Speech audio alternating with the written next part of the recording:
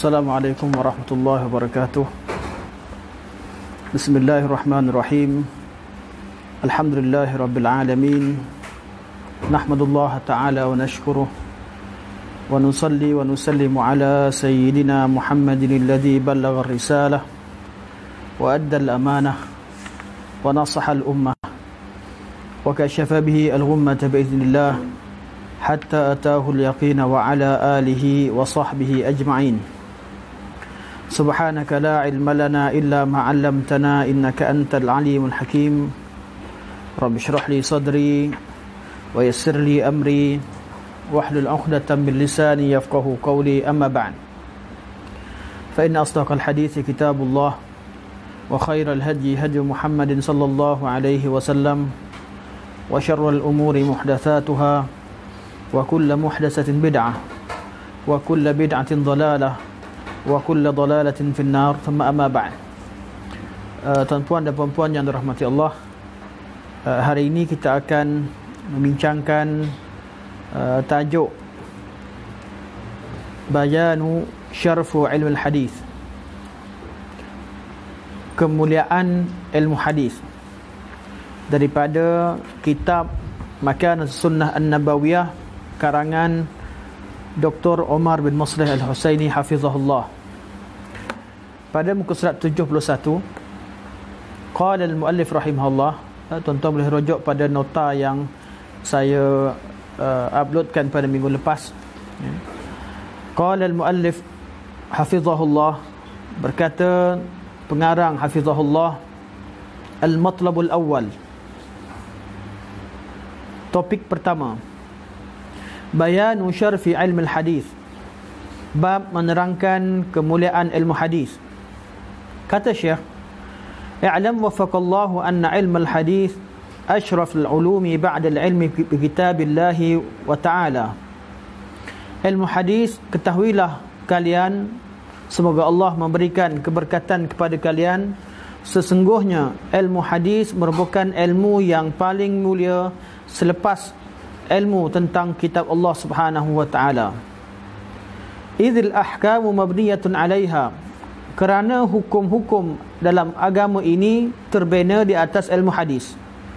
Wal mustanbatuh minha, wa mustanbatun minha, dan hukum-hukum diambil daripadanya.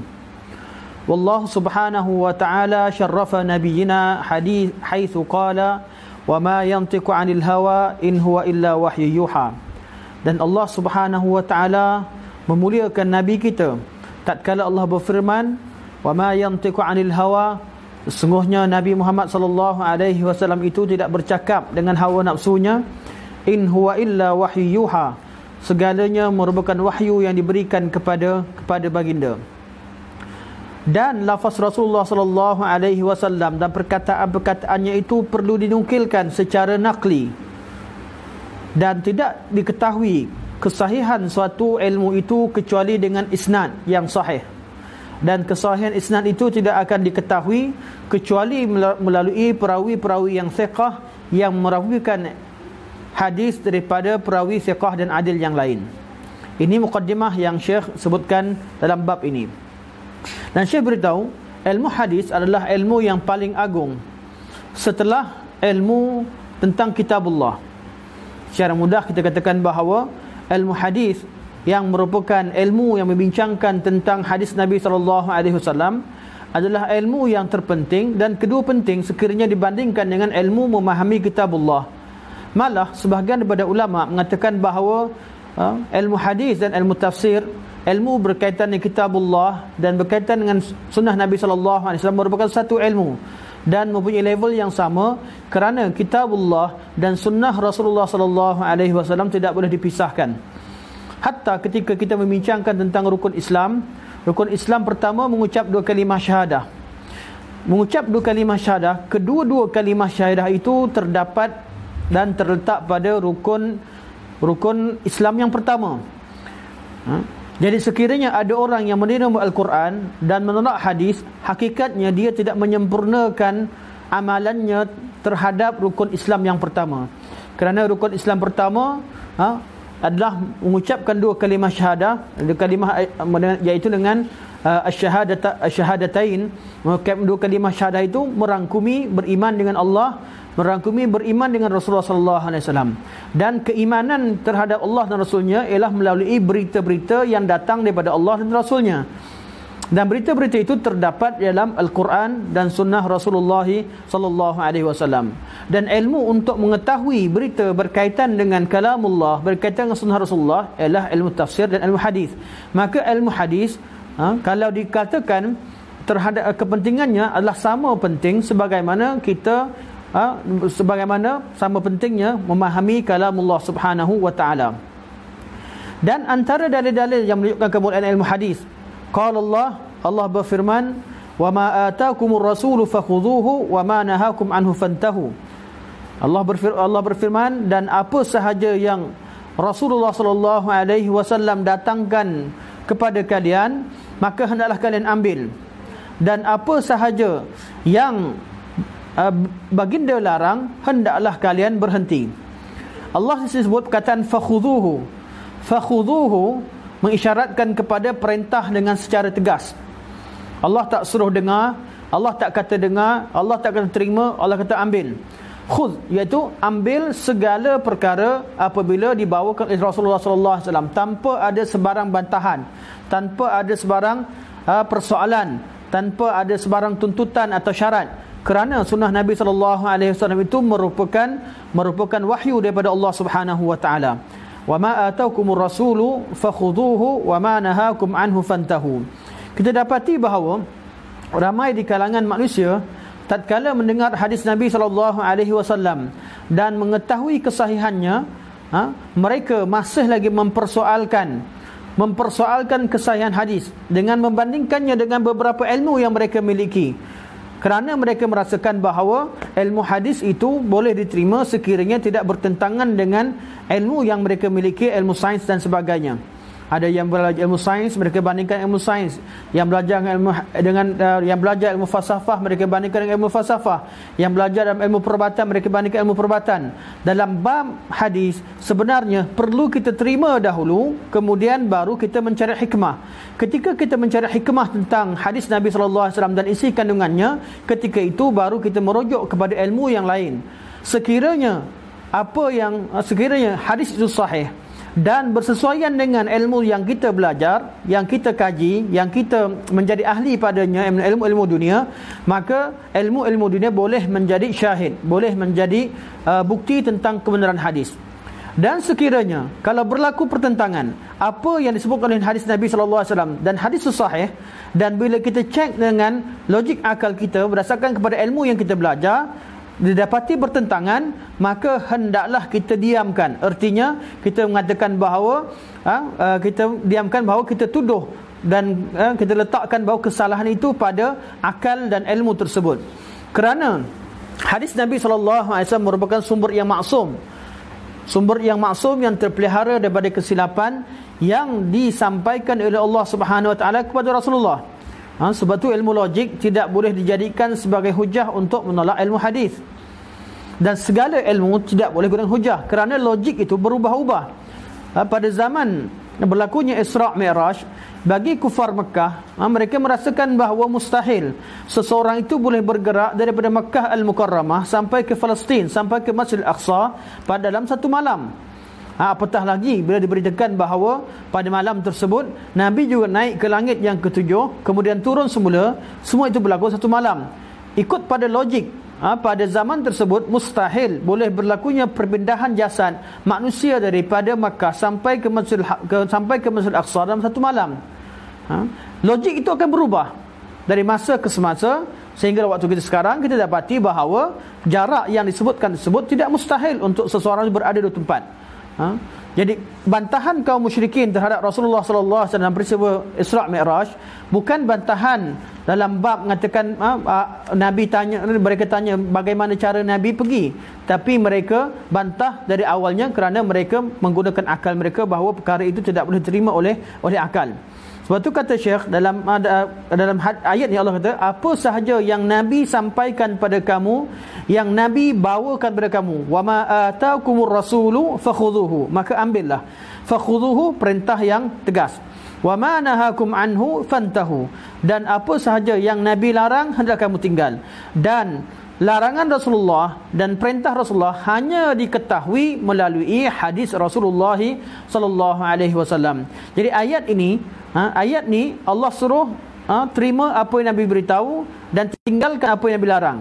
Dan perintah Nabi, larangan Nabi takkan diketahui kecuali melalui hadis Nabi SAW. Jadi tajuk kita ialah kepentingan ilmu hadis, kemuliaan ilmu hadis, kerana ilmu hadis itu ialah ilmu yang mengumpulkan kata-kata Rasulullah dan mengumpulkan riwayat-riwayat berkaitan dengan kehidupan Rasulullah SAW. Wa inna ma yusalu zalika wa ya'rifu bitatallib wa riwayati wal bahthi wat tanqir anhu wa tasihih laha. Yang kedua, atsani an Abi Hurairah radhiyallahu anhu qala, dalil yang kedua berkaitan dengan kemuliaan ilmu hadis daripada Abu Hurairah radhiyallahu anhu, bila berkata, qala Rasulullah sallallahu alaihi wasallam, Nabi sallallahu alaihi wasallam bersabda, inni qad khallaftu fikum syai'aini, sesungguhnya aku tinggalkan bersama kalian dua perkara, lan tadillu abada, kalian takkan sesat selama-lamanya. Huruf lan apabila diikuti dengan perkataan abadan, artinya lan lil muabbad, iaitu menafikan suatu perkara selama-lamanya. Tidak akan berlaku perkara yang dinafikan oleh perkataan lan abada. Nabi kata sini lan tadillu abada, selama-lamanya kalian takkan sesat. Sebab tu apabila ada orang mengajarkan Al-Quran seperti mana yang diturunkan dan menyampaikan hadis seperti mana disabdakan, tidak akan ilmu tersebut membawa pada kesesatan. Kerana ada sebahagian daripada orang melarang pembelajaran Al-Quran, melarang manusia untuk membaca Al-Quran, terutamanya bila membaca Al-Quran terjemahan atau membaca hadis Nabi SAW. Kadang-kadang ada orang tersesat kerana dia belajar sendiri dan cuba faham sendiri. Namun untuk membaca, untuk melihat apakah yang terkandung dalam Al-Quran dengan makna terjemahan secara umum, dan membaca hadis Nabi SAW dengan makna terjemahan secara umum, perkara itu tidak akan menyebabkan manusia sesat. Sebab kebanyakan orang musyrikin masuk dalam Islam ketika zaman Nabi SAW, mereka hanya mendengar ayat-ayat Al-Quran secara zahir. Kebanyakan juga orang musyrikin pada zaman sekarang, orang kafir masuk Islam, hanya melalui pembacaan mereka terhadap kitabullah, terhadap sunnah Rasulullah SAW. Sebab apa? Sebab Nabi dah janjikan kat sini, Nabi beri jaminan, Nabi kata lan tadillu abada, kalian takkan selama-lamanya sesat. Perkataan lan apabila diikuti dengan abadan, artinya selama-lamanya, sampai bila-bila. Ma akhadtum bihima wa amiltum fihima, selagi kalian menerima kedua-duanya, yang menerima ilmu daripada kedua-dua sumber ini, Al-Quran dan Sunnah, wa amiltum fihima, dan kalian beramal dengan keduanya.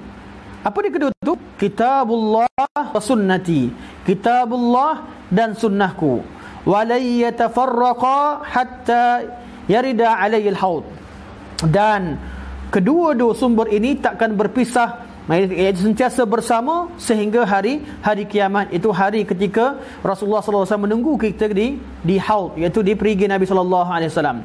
Sumber Al-Quran dan hadis merupakan sumber yang terpelihara, dan kita perlu terima kedua-duanya dan menjadikan keduanya sebagai sumber pengambilan ilmu dan sumber rujukan dalam kita beramal dengan agama Allah Subhanahu wa taala. Riwayat Malik dan Hakim. Dan sebagai nota untuk kawan-kawan yang mengikuti dengan kitab, sebahagian daripada kawan kita telah membeli kitab, dan sebahagian yang lain mengikuti melalui nota, tuan-tuan boleh catatkan hadis ini dinamakan sebagai hadis As-Saqalain.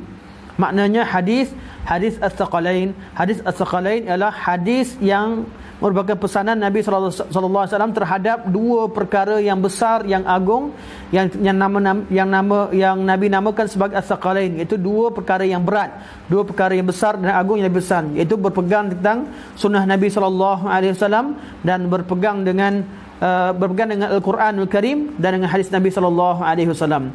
Dan hadis ini menjadi perbincangan yang hangat kerana ada riwayat, setengah riwayat menyebutkan bahawa Dua perkara yang berat itu merupakan kitabullah dan ahli bait Nabi SAW. Cuma riwayat yang wallahu alam, riwayat yang paling kuat adalah riwayat yang menisbahkan kepada kitabullah dan sunnah Rasulullah.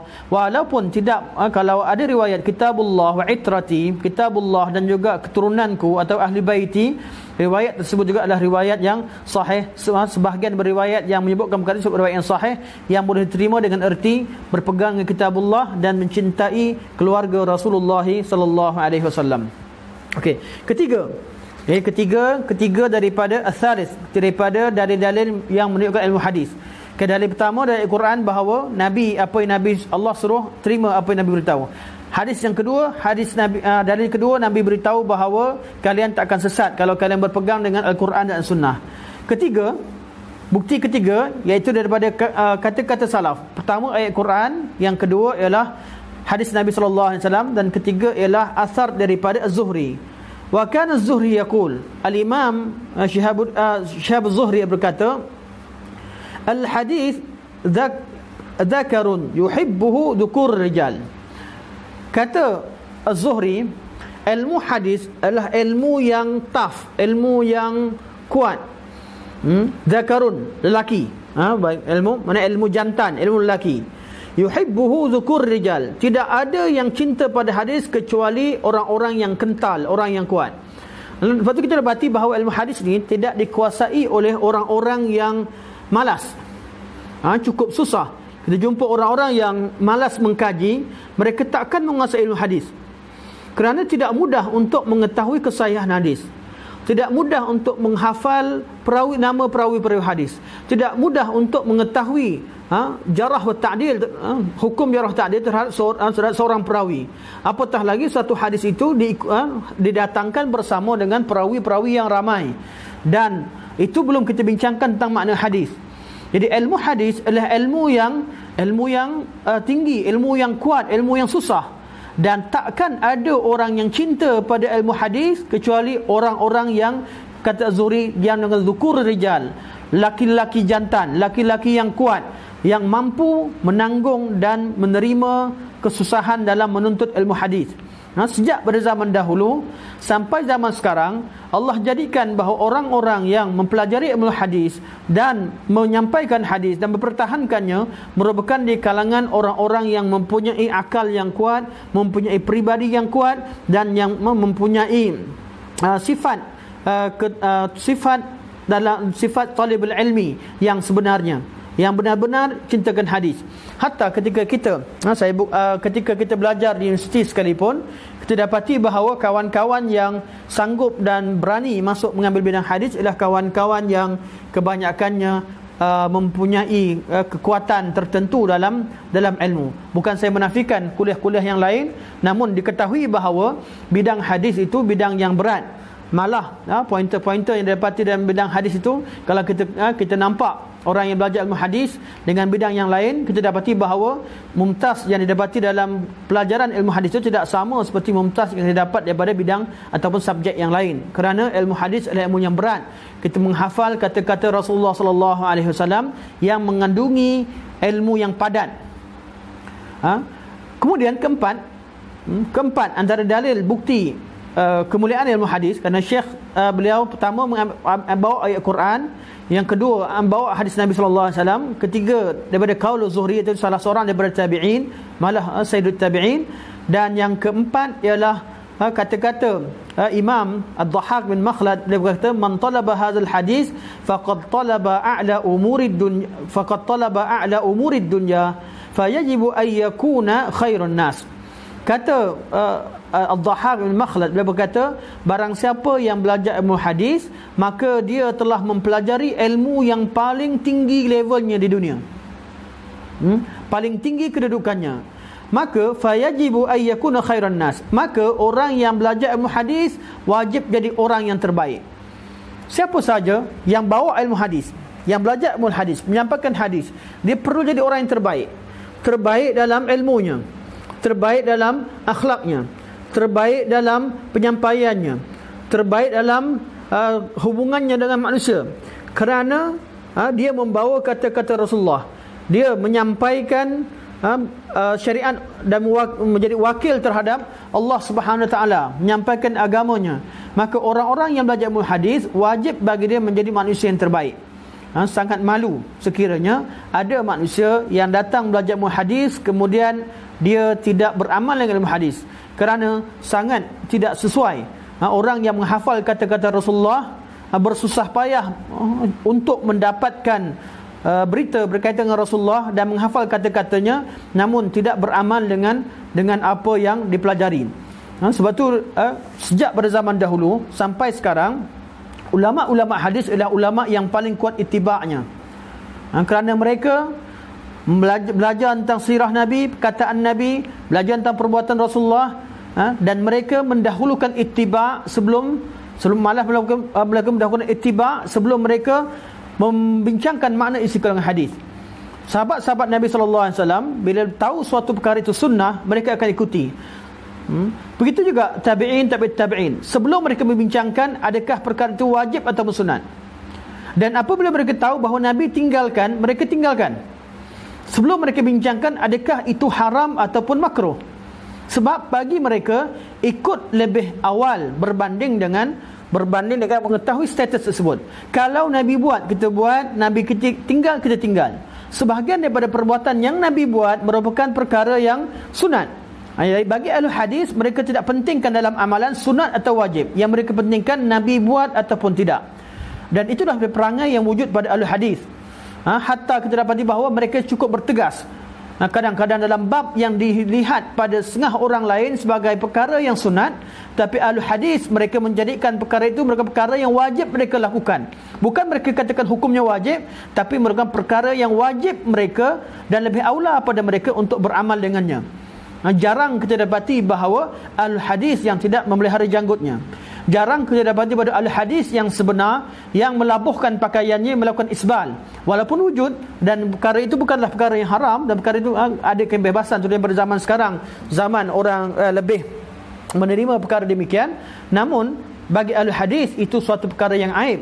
Bagi al-hadis, bagi orang yang mempelajari ilmu hadis dan memahami hadis, dia hendaklah menjadi orang yang paling aula memelihara janggutnya, orang yang paling awal menjaga pakaiannya, orang yang paling awal mendahului orang lain dalam melakukan kebaikan. Sebab sifat al-hadis adalah mereka jadi manusia terbaik. Bukan kita bincangkan tentang orang yang bila ada orang yang memendekkan janggut sebagainya, kita terus hukumkan dia sebagai bukan ahli ilmu atau bukan ahli bid'ah dan sebagai ahli bid'ah. Tidak, tapi kita katakan sebelum bincangkan tentang hukum wajib atau tidak berjanggut, wajib atau tidak kita angkat pakaian daripada isbal, sebelum bincang pasal hukum, ahli hadis menjadi concern pada mereka ialah mereka taat dan ikut apa yang mereka tahu daripada sunnah Nabi SAW. Sebab tu kita jumpa hatta masyayikh dia kuliah hadis dengan masyayikh dia kuliah-kuliah yang lain ada perbezaan. Ada perbezaan cara percakapan, perbezaan cara berpakaian. Kerana apa? Kerana ilmu hadis itu mewariskan apa? Mewariskan satu sifat, iaitu suka kepada sunnah Nabi SAW, iaitu sifat hubul ittiba', cinta kepada mengikuti sunnah Nabi SAW. Okey, ini adalah dalil-dalil berkaitan dengan kemuliaan ilmu hadis daripada Al-Quran, daripada hadis Nabi, daripada qaul salaf dan daripada qaul salah seorang daripada ulama ummah. Seterusnya, tajuk seterusnya Syekh kata, wa syarafu ilmu hadis ala ghairihi min al-ulumi bi umurin minha. Kemuliaan ilmu hadis ke atas ilmu-ilmu lain dapat dilihat dalam beberapa aspek. Antaranya, pertama, annal haditha kalamu asyrafil khalqi.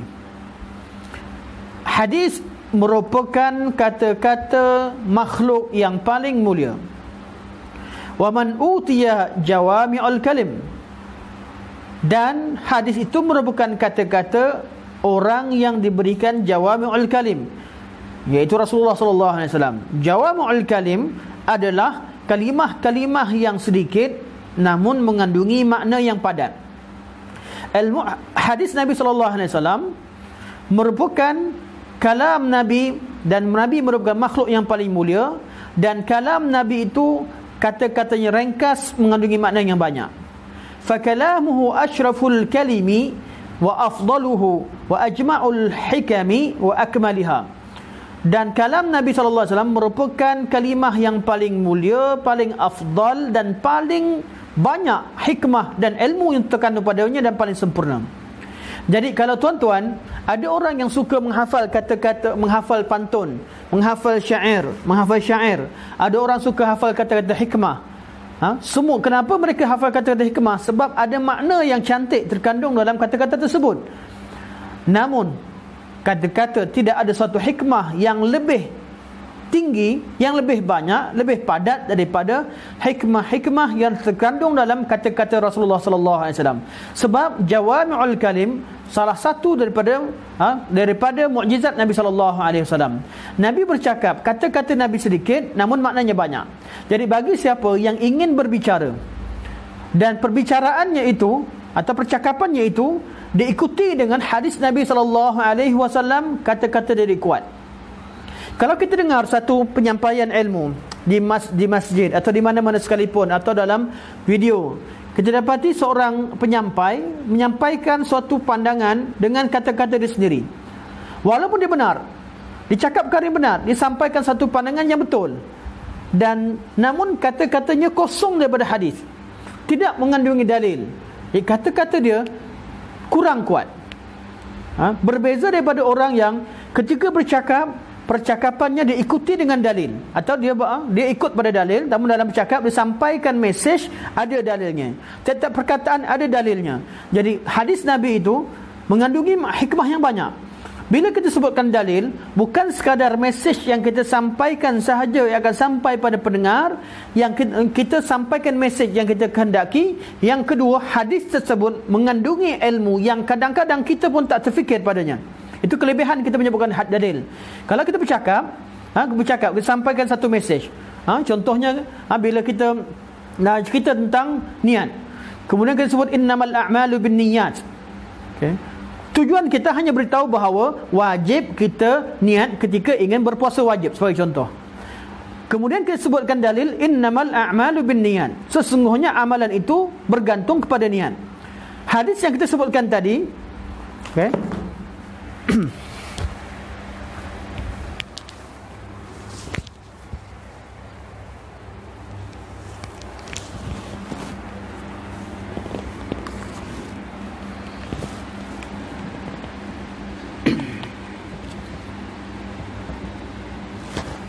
Mohon maaf di atas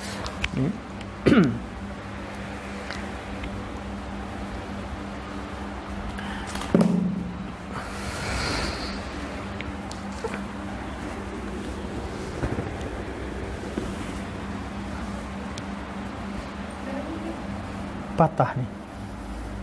Ganggu mic lah. Tengah live ni. Allahu Akbar.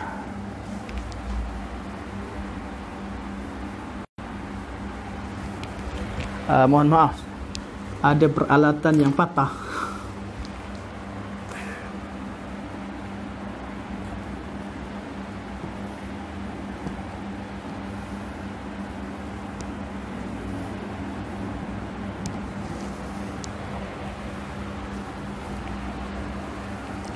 Minta maaf tuan-tuan, sedikit iklan.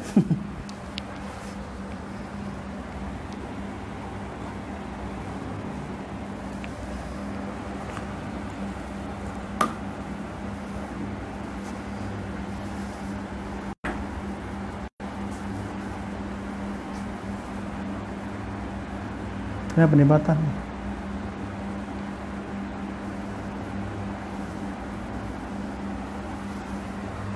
Allah Akbar.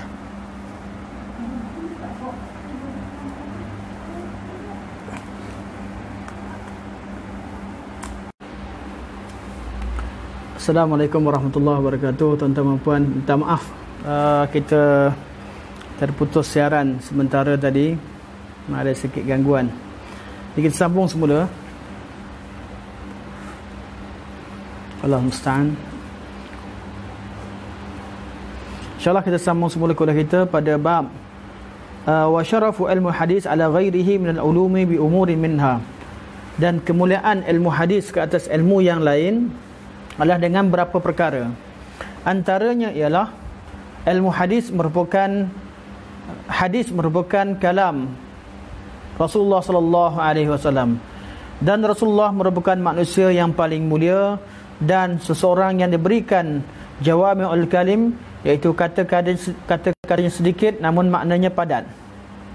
Yang kedua, kata Syekh, sesungguhnya hukum-hukum syariat itu terbina di atas kitab dan sunnah, dan kebanyakan hukum-hukum itu keterangannya terdapat dalam sunnah Nabi SAW. Kerana dalam Al-Quran mengandungi perintah-perintah dan larangan-larangan. Namun berkaitan hukum hakam secara tafsil itu hanya didapati daripada sunnah Nabi SAW. Kita dapati dalam Al-Quran Allah memerintahkan kita mengeluarkan zakat, namun tidak disebutkan kadar zakat, tidak disebutkan kadar nisab, tidak disebutkan bila haul, iaitu yang lebih detail lagi berkaitan dengan hukum-hukum zakat, jenis-jenis harta zakat dan sebagainya. Sama juga puasa. Al-Quranul Karim memerintahkan kita berpuasa, namun secara detail perkara-perkara yang membatalkan puasa, perkara-perkara yang menyebabkan seseorang itu kurang pahala dalam ibadah puasa dan sebagainya, tidak kita temukan dalam ayat Al-Quran, kita jumpa dalam hadis Nabi SAW. Begitu juga dalam masalah solat, Quran perintahkan kita solat, namun secara detail berkaitan dengan solat kita tak jumpa dalam hadis Nabi SAW, tak jumpa dalam ayat Quran, malah kita jumpa dalam hadis. Jadi Al-Quran dan hadis sentiasa bersama. Al-Quran menerangkan suatu hukum dan hadis mendetailkan lagi hukum tersebut. Al-Quran perintahkan satu perkara, hadis memberitahu kita tentang cara pelaksanaan apa yang diperintahkan oleh Allah Subhanahu wa taala. Yang ketiga, kata Syekh, antara kemuliaan ilmu hadis yang tidak terdapat ilmu yang lain ialah ma warada fi fadli ihya' as-sunani wa tabligh al-ilmi, wa inna ma yasru dhalika 'ala at-tamami mimman ta'allama al-haditha wa talabah. Semua ayat Al-Quran dan hadis berkaitan dengan kelebihan-kelebihan menyampaikan sunnah Nabi SAW, kelebihan menghidupkan sunnah Nabi SAW dan menyampaikan ilmu. Dan perkara itu takkan kita dapat laksanakan kecuali kita mempelajari ilmu hadis. Ilmu itu tersebar dengan tersebarnya hadis. Yang keempat, ilmu hadis adalah anna minan nasihati lillahi wa kitabihi wa rasulihi wa li'immatil muslimin wa ammatihim talaba ilmu hadis wa nashrih. Antara bentuk kita melaksanakan nasihat kepada Allah terhadap kitabullah, terhadap Rasulullah dan umat muslimin secara keseluruhannya ialah dengan menuntut ilmu hadis. Kerana tanpa ilmu hadis kita takkan dapat mengenal kalamullah, tidak akan memahami kalamullah. Tanpa ilmu hadis kita takkan mengenal sunnah Rasulullah SAW. Tanpa ilmu hadis kita takkan dapat sampaikan ilmu kepada umat. Dan ilmu hadis adalah asas kepada penyampaian ilmu, asas kepada nasihat, asas kepada segala perkara. Yang kelima, kata Syekh, anna fihi bayanu hali asyrafil khalqi wa siratihi wa sifatihi. Sesungguhnya di dalamnya terdapat keterangan berkaitan dengan hal-hal Rasulullah SAW yang merupakan manusia yang paling agung, dan dalam ilmu hadis juga menerangkan tentang sirah-sirahnya dan sifat-sifatnya. Kelima, ini paling keenam, yang ini maknanya sangat indah dan khas untuk ahli hadis. Kata Syekh, annahu ilmun tu'ta muzawalatuhu ma'na suhbah. Bagi orang yang mempelajari ilmu hadis, mereka telah mempelajari satu ilmu yang memberikan makna suhbah, iaitu seolah-olah kita bersahabat dengan Rasulullah SAW. Ahli hadis seolah-olah sahabat Nabi SAW, bukan sahabat Nabi, tapi seolah-olah. Kenapa? Li'annaha fil haqiqati hiya al-ittila' 'ala al-juz'iyyati ahwalihi.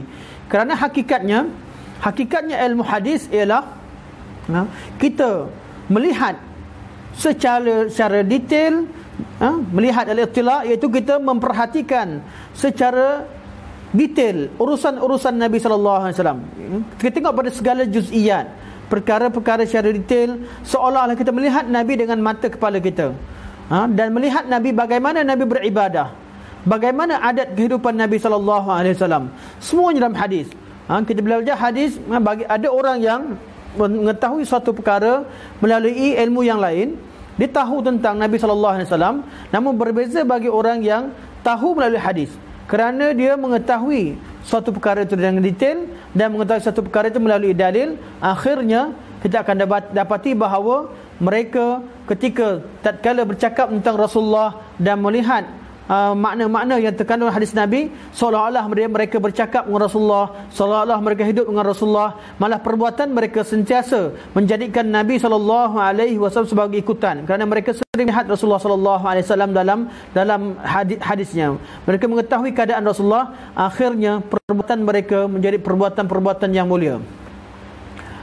Dan Imam Syafi'i berkata, wa kana Syafi'i yaqul, dan Imam Syafi'i pernah berkata, idza ra'aita rajulan min ashabil hadithi faka'annama ra'aita rajulan min ashabi Rasulillah sallallahu alaihi wasallam. Berkata al-Imam Syafi'i rahimahullah, seperti mana yang diriwayatkan oleh Abi Nu'aim Al-Asfahani dalam kitab Al-Hilyah. Imam Syafi'i berkata, apabila kalian melihat salah seorang lelaki daripada ashabul hadis, faka'annama ra'aita rajulan min ashabi Rasulillah sallallahu alaihi wasallam, seolah-olah kamu melihat salah seorang daripada sahabat Nabi sallallahu alaihi wasallam. Wa yaqulu asy-sya'iru fi hadzal ma'na, ahlul hadits hum ahlun nabiy wa il lam yashabu nafsahu anfasahu sahibu. Ahlul hadis merupakan sahabat Nabi sallallahu alaihi, merupakan ahli Nabi sallallahu alaihi wasallam. Walaupun mereka tidak bersahabat secara jasad mereka, namun jiwa mereka sentiasa bersama Rasulullah sallallahu alaihi wasallam. Yang ketujuh, anna fi ilmu al-hadis al-ghunyah amma siwah. Kata Syekh, dengan mempelajari ilmu hadis boleh kita kecualikan daripada mempelajari sebahagian berilmu yang lain, ataupun cukuplah ilmu hadis kita mengetahui banyak perkara. Cukup dengan belajar ilmu hadis kita mengetahui banyak perkara. Kalau tuan-tuan belajar tentang ilmu fiqh, tuan-tuan dapatkan hukum fiqh, tidak mengandungi urusan berkaitan dengan akidah. Kita mempelajari tentang akidah, kita dapati memahami akidah, tidak dibincangkan tentang perkara-perkara berkaitan dengan muamalat. Kita belajar ilmu muamalat, kita tahu perkara muamalat. Namun tidak dibincangkan tentang urusan-urusan berkaitan dengan ibadat khusus. Namun dengan belajar ilmu hadis, kita dapati semua ilmu terkandung dalam hadis. Kata Syekh, li'annahu yashmal ma'rifat usuluddin. Dalam ilmu hadis mengandungi pengetahuan tentang usuluddin. Wa bayanu ma jaa'a min wujuhil wa'di wal wa'id. Dan dalam ilmu hadis ada keterangan tentang apa yang Allah janjikan dalam wa'ad dan wa'idnya, janji baik dan janji buruknya. Dan saya terjemahkan, dan sifat-sifat Allah Subhanahu wa taala. Dalam ilmu hadis membincangkan tentang syurga dan neraka, membincangkan tentang penciptaan Allah Subhanahu wa taala terhadap langit-langit dan bumi. Allah menciptakan segala perkara keajaiban yang ada di alam ini. Allah Subhanahu wa taala menunjukkan ayat-ayat kebesarannya dalam ciptaannya. Allah Subhanahu wa taala menyebutkan malaikat-malaikat al-muqarrabin, dan dalam al-hadis juga mengandungi kisah-kisah para nabi, mengandungi akhbar berkaitan dengan wali-wali, mengandungi peringatan-peringatan, mengandungi sejarah raja-raja, mengandungi sejarah-sejarah peperangan Rasulullah sallallahu alaihi wasallam dan sejarah-sejarah sahabat-sahabat yang berperang tanpa dihadiri oleh Rasulullah.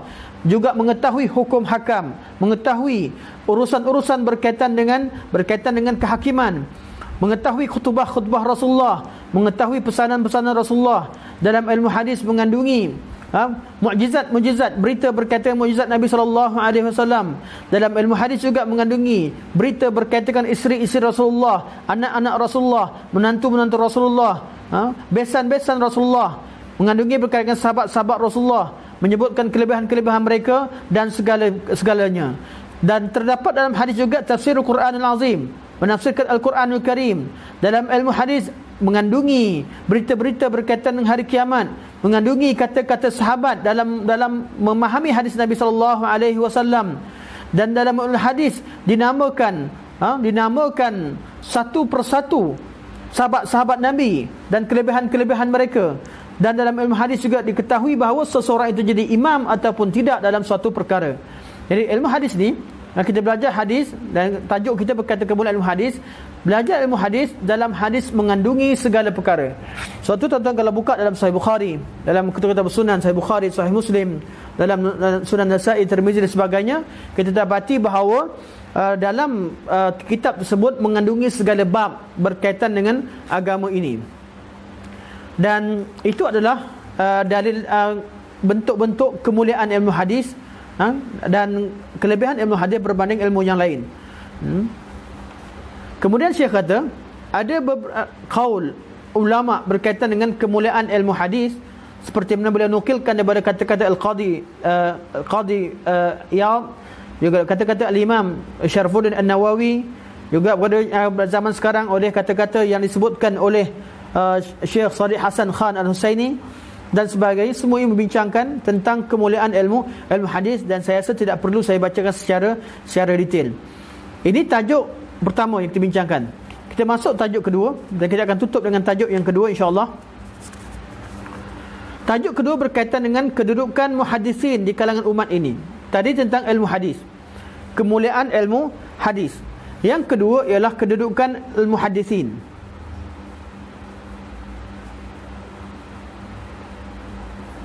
Kata Syekh, Inna Allah ba'atha Muhammadan bil huda wa dinil haq liyuzhirahu 'ala ad-din kullihi walau karihal kafirun. Sesungguhnya Allah Subhanahu wa taala mengutuskan Nabi Muhammad sallallahu alaihi wasallam membawa hidayah dan agama yang hak ini untuk menjadikan agama ini zahir dan kukuh ke atas agama-agama yang lain walaupun tidak disukai oleh kaum kafir.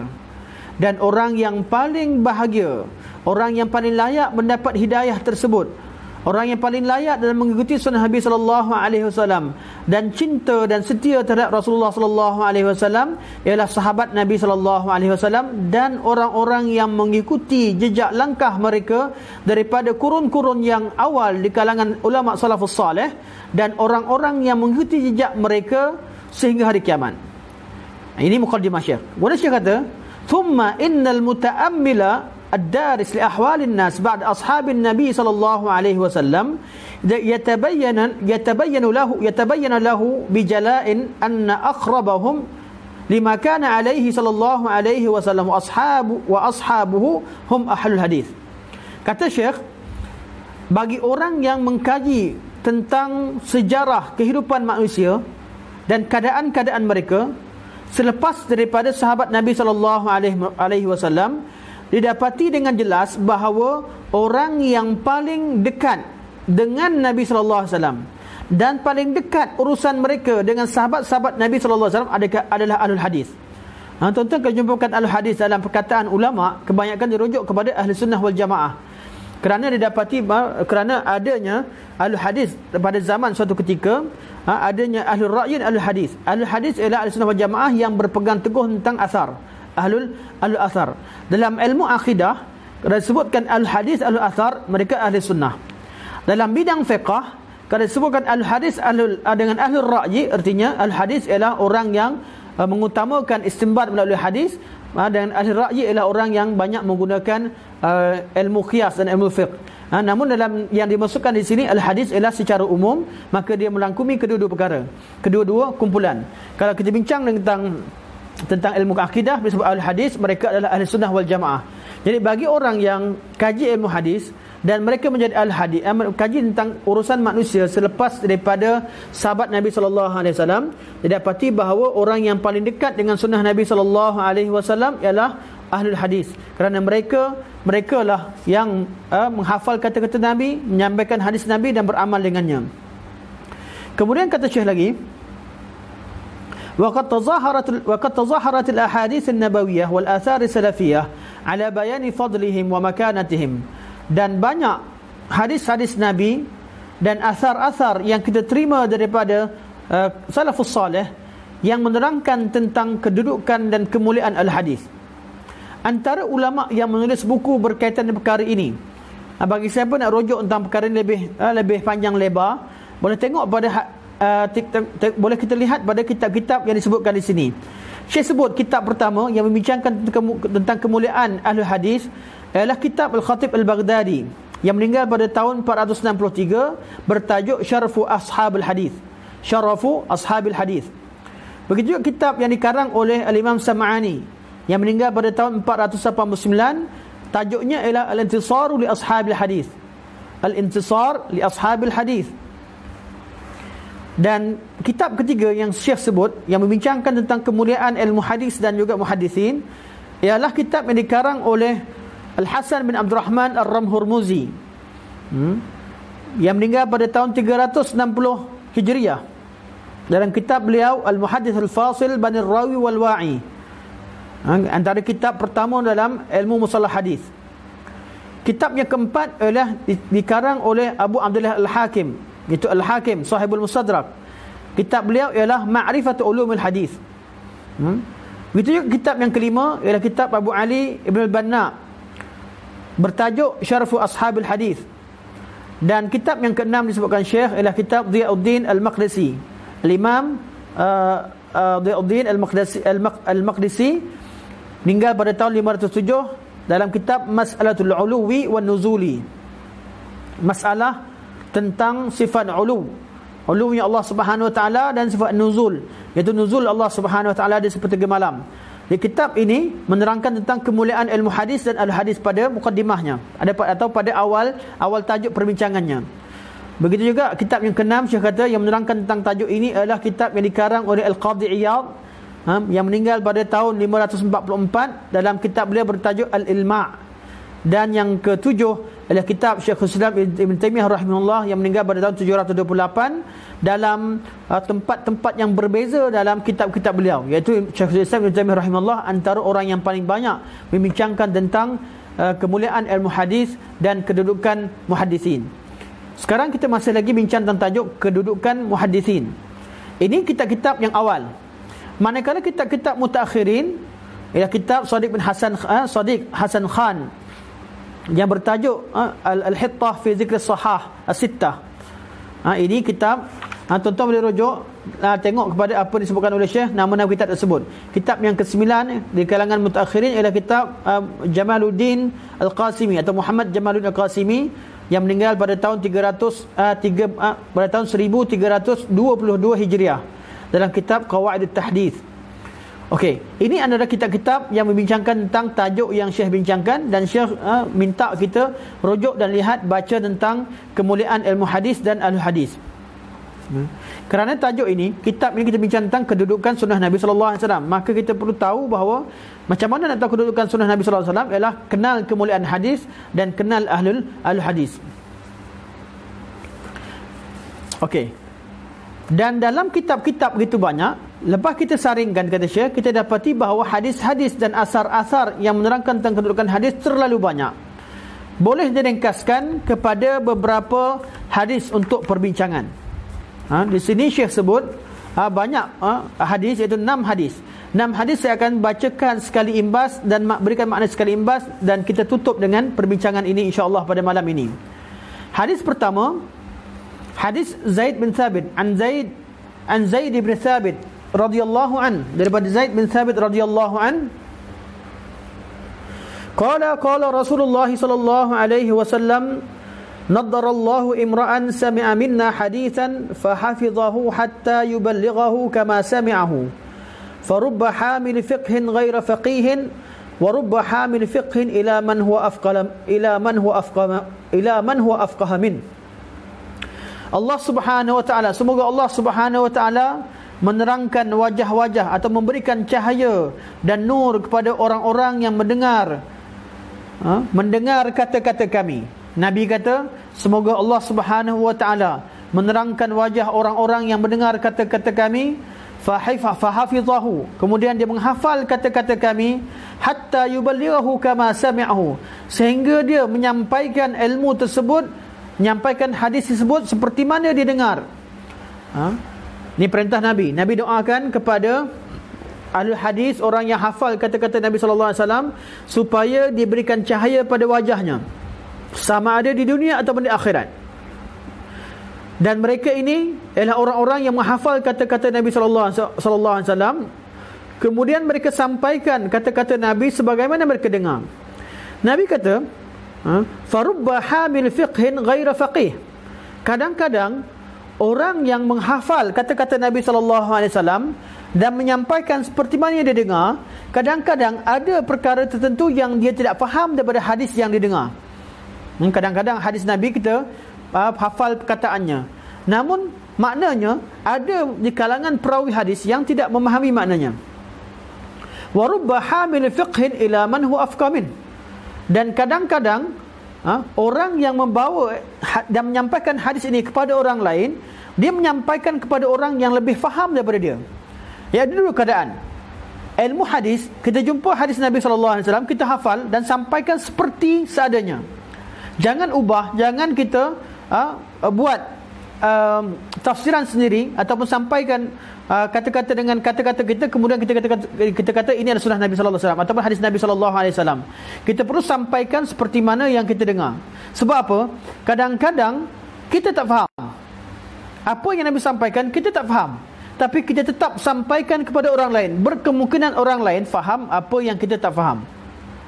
Kadang-kadang kita faham satu perkara, kita perlu sampaikan juga hadis Nabi sebagaimana yang kita terima, yang kita hafal daripada guru kita. Sampaikan seperti seadanya. Kadang-kadang kefahaman kita itu, bila kita sampaikan pada orang lain, ada orang yang faham lebih detail dan mereka lebih mengetahui fiqh berkaitan hadis berbanding dengan orang yang bawa hadis. Jadi Nabi SAW mendoakan orang yang kerjanya kumpul hadis, hafal hadis dan sampaikan hadis. Doakan untuk mereka apa? Supaya Allah Subhanahu Wa Taala menerangkan wajah mereka di dunia dan menerangkan wajah mereka di hari akhirat. Wajah mereka adanya nur. Ini merupakan doa daripada Rasulullah sallallahu alaihi wasallam. Dan orang yang menghafal hadis Nabi dan menyampaikan hadis Nabi, mereka adalah muhaddisin. Okey. Yang kedua, hadis Abu Musa Al-Asy'ari radhiyallahu anhu. Daripada Rasulullah sallallahu alaihi wasallam, Nabi bersabda, sesungguhnya perumpamaan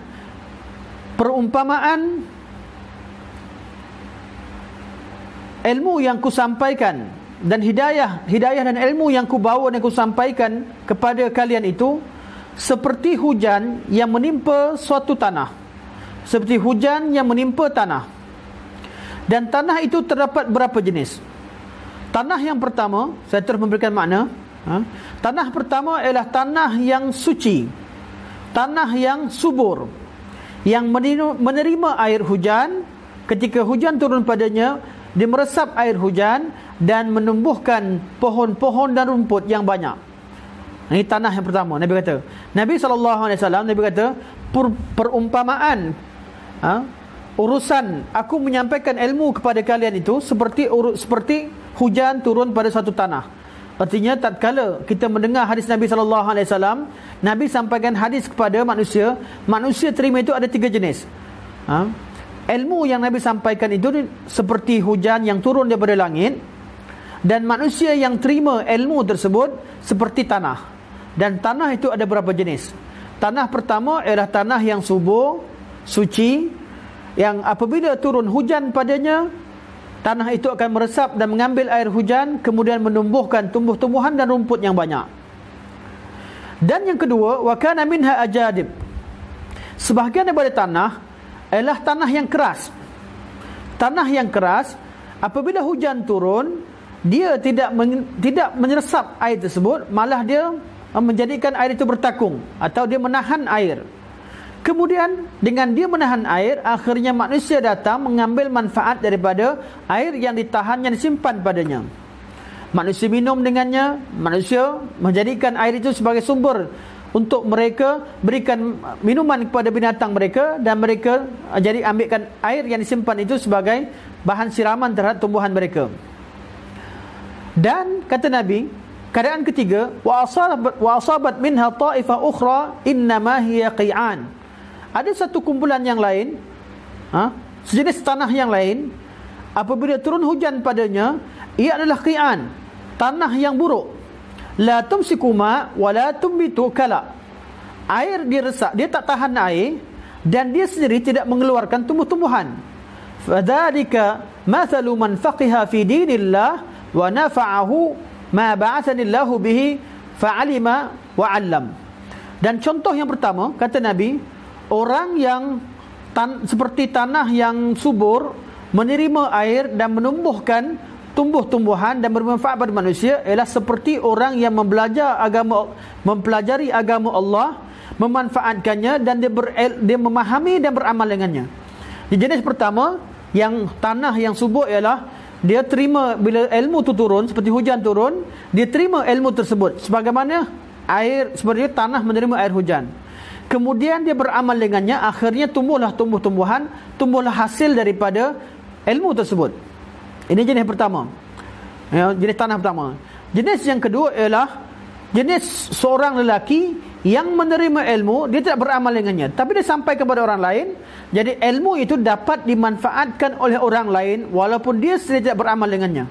Ada di kalangan orang yang belajar ilmu, dia sampaikan ilmu, namun dia sendiri tidak dapat memahami ilmu tersebut, ataupun dia sendiri tidak menyampaikan ilmu, tidak mengamalkan ilmunya, maka ilmunya dimanfaatkan oleh orang lain. Dia memiliki kebaikan, namun kebaikannya tidak sama seperti kebaikan golongan yang pertama, iaitu yang menerima kebaikan itu dan beramal dengannya, akhirnya tumbuh dan mengeluarkan hasil. Golongan yang ketiga adalah golongan yang tidak menerima hidayah daripada Allah Subhanahu wa taala.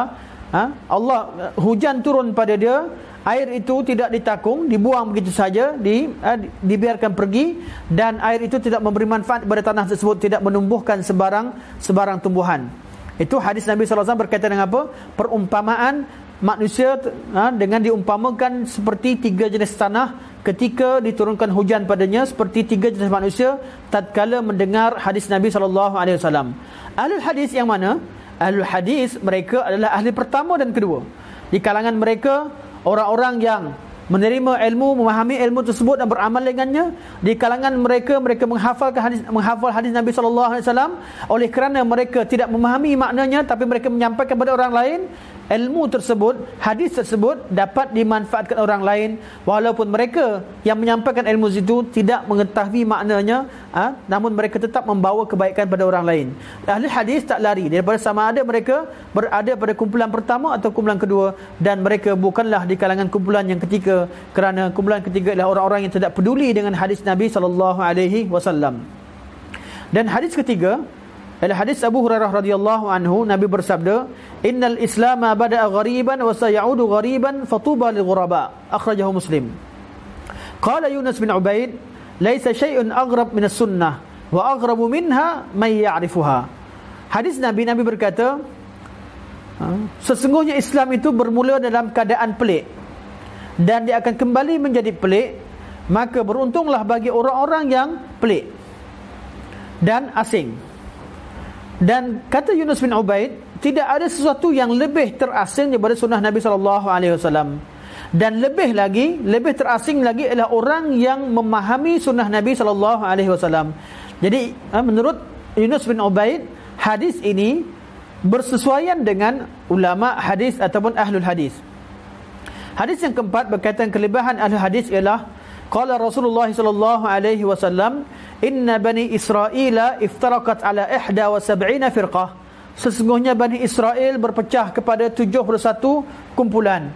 Wa inna ummati sataftariku ala 72. Dan sesungguhnya umatku akan berpecah kepada 70 ala 72 firqah, akan berpecah kepada 72 kumpulan. Kulluha fin nari illa wahidah. Semua sekali akan dicampakkan dalam api neraka, akan masuk api neraka, kecuali satu kumpulan, wahiyal jamaah. Kumpulan itu adalah al-jamaah. Apa tu al-jamaah? Qala Imam Ahmad, kata Imam Ahmad, illam yakunu ashabul hadis fala adri man hum. Kalaulah jamaah yang dimasukkan dalam hadis ini bukanlah al-hadis, aku tak tahu siapa lagi yang dimasukkan dengan jamaah dalam hadis Nabi SAW. Artinya ahli hadis pasti mereka adalah al-jamaah yang dimasukkan, iaitu orang-orang yang menghafal hadis Nabi, beramal dengan hadis Nabi dan menyampaikan hadis Nabi SAW. Yang kelima, hadis kelima ialah hadis Thauban. Beliau berkata, qala Rasulullah SAW, Rasulullah SAW bersabda, la tazalu ta'ifatun min ummati zahirina 'alal haqqi la yadurruhum man khadalahum hatta ya'tiya amrullah wa hum kadzalik. Kata Thauban, Nabi SAW bersabda, akan ada satu kumpulan di kalangan umatku terus menerus mempertahankan kebenaran, dan tidak ada orang yang mampu memudaratkan mereka atau menjadikan mereka tunduk dan hina, sehinggalah Allah Subhanahu wa taala datangkan urusannya, iaitu mematikan mereka. Wahum kadzalik, mereka tetap berada dalam keadaan demikian. Nabi kata akan ada di kalangan umat ini orang yang bangun mempertahankan kebenaran dan tidak takut kepada sebarang mudarat yang menimpa mereka, dan tidak takut dengan sebarang kehinaan, dan mereka merasa bangga dan juga merasa adanya izzah dengan hadis Nabi sallallahu alaihi wasallam. Mereka itu akan terus menerus begitu sehinggalah mereka meninggal. Kata Ali Al-Madini, hum ahlul hadis. Jadi dimaksudkan dalam hadis Nabi ini mereka adalah ahlul hadis. Kita dapati bahawa sejak pada zaman dahulu sampai sekarang, orang yang bangun mempertahankan kebenaran, yang menerangkan tentang kebatilan, bid'ah-bid'ah yang dilakukan oleh kumpulan-kumpulan tertentu, oleh individu tertentu, yang bangun menerangkan tentang hadis-hadis yang didustakan ke atas Rasulullah sallallahu alaihi wasallam, yang bangun menentang suatu kesesatan yang timbul dalam kalangan umat ini, mereka adalah di kalangan ahli hadis. Orang yang mempelajari hadis Nabi, memahami hadis Nabi, mempertahankan hadis Nabi, dan menyampaikannya kepada umat. Qala al-Bukhari, kata Imam Bukhari lagi, yakni ashabul hadis. Hadis Thauban yang hadis ini merupakan yang dimaksudkan dengan golongan yang pertahankan hadis Nabi ialah mereka ashabul hadis. Begitu juga kata Yazid bin Harun dan Ahmad bin Hanbal, kata sekiranya mereka bukan ahli hadis, siapakah yang lebih layak lagi? Aku tak tahu siapakah yang lebih layak lagi untuk disifatkan dengan sifat tersebut. Dan hadis yang ke-6 sebagai penutup majlis kita pada malam ini, Nabi kata, qala Rasulullah sallallahu alaihi wasallam, muka surat 81, yahmilu hadzal ilma min kulli khalafin aduwwun lah, yanfauna anhu tahriful ghalin wa intihalul mubtilin wa ta'wilil jahilin. Ilmu ini, itu ilmu hadis, akan diwarisi oleh orang yang kemudian daripada orang sebelumnya. Mereka akan menafikan sebarang bentuk penyelewengan yang dilakukan oleh golongan yang menyeleweng, dan mereka akan membatalkan segala perkara kebatilan yang dibawa oleh golongan yang membawa kebatilan, dan mereka akan menafikan segala takwilan jahiliah. Okey. Nabi beritahu bahawa ilmu yang disampaikan oleh Rasulullah akan dipegang oleh golongan-golongan yang disifatkan sebagai adil. Golongan-golongan yang minta maaf saya salah baca tadi, yahmilu hadzal min kulli khalafin uduluhu. Kerana Syekh di sini ada sedikit kesilapan cetakan. Uduluhu bukan aduun lah. Ilmu ini akan diwarisi oleh generasi-generasi yang adil, generasi-generasi yang terbaik, yang mana bersifat dengan sifat keadilan, iaitu mereka orang yang mengamalkan ilmu Allah Subhanahu wa taala. Mereka ini akan berjuang menafikan sebarang penyelewengan yang dilakukan oleh golongan yang menyeleweng, dan membuang sebarang kebatilan yang dibawa oleh golongan ahlul batil, dan mereka akan menafikan sebarang takwilan jahiliah. Dan kata Syekh, dalam hadis ini menerangkan tentang kedudukan al-hadis dan orang-orang yang mempertahankan hadis dan menyampaikan hadis Nabi sallallahu alaihi wasallam, dan menerangkan tentang kedudukan mereka yang melakukan perkara yang disebutkan tadi. Ini adalah berkaitan dengan hadis-hadis berkaitan dengan kedudukan para muhaddisin. Jadi dalam kitab ini, tajuk yang kita bincangkan sekarang ialah tajuk berkaitan dengan kedudukan al-hadis, kerana mereka membawa ilmu hadis. Dan yang perbincangan kita ialah berkaitan kemuliaan-kemuliaan mereka. Semoga Allah Subhanahu Wa Taala jadikan kita di kalangan orang-orang yang suka tentang hadis Nabi, suka menghafal kata-kata Rasulullah, dan orang-orang yang memahami hadis Rasulullah SAW dan menyebarkan di kalangan umat, dan orang-orang yang akan membuang kebatilan yang wujud, dan juga orang-orang yang membongkar kesilapan ataupun pembohongan yang dilakukan oleh golongan-golongan yang mereka ilmu hadis. Ini semua dibincangkan oleh Syekh, dan saya mohon maaf di atas kekurangan dan juga beberapa gangguan yang berlaku tadi. Semoga Allah Subhanahu Wa Taala menerima sedikit kebaikan yang ada dan mengampunkan kesalahan-kesalahan dan kekurangan tersebut. Semoga Allah Subhanahu Wa Taala jadikan pertemuan kita dengan sebab kekurangan ini pertemuan yang bermanfaat, yang memberi manfaat kita di dunia dan memberi manfaat kepada kita di dunia dan di akhirat. InsyaAllah saya akan lihat sedikit sekiranya ada soalan-soalan ataupun ada komen-komen kepada tuan-tuan dan puan-puan.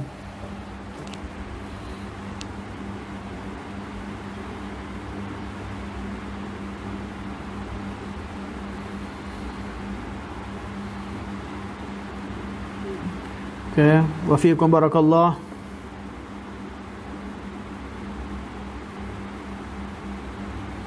Okay, ada yang memberikan contoh tentang hadis-hadis yang direka. Terima kasih. Okey, kebanyakan komen-komen saya terima kasih kepada yang komen. Sama ada yang menerangkan jelas, sama ada yang berterima kasih, yang mengucapkan doakan kebaikan. Saya juga mohonkan kebaikan kepada antum sekian. Wa jazakum khairan. Semoga Allah SWT berikan kebaikan kepada kita. Dan saya mohon maaf sekali lagi di atas kekurangan-kekurangan. Semoga Allah SWT ampunkan kita semua dan Allah SWT meletakkan kita dalam rahmatnya. Sekian, wasallallahu alaihi wasallam Muhammad wa ala alihi wa sahbihi wa baraka wa sallam. Assalamualaikum warahmatullahi wabarakatuh.